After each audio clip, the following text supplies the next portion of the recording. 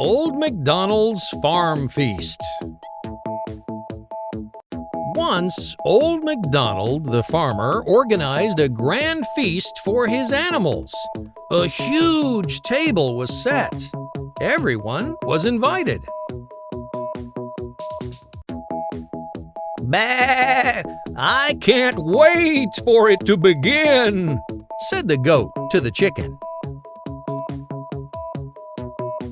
The cow and the goat "Bah!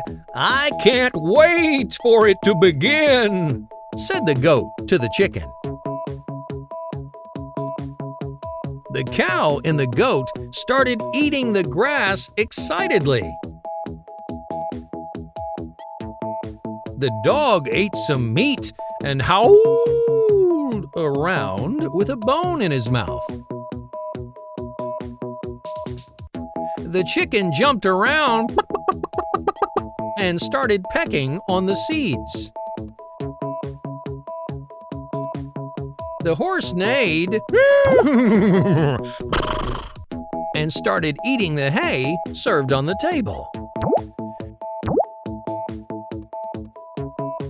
There was a mixture of leaves and corn kept for the pig. He couldn't wait to munch on it.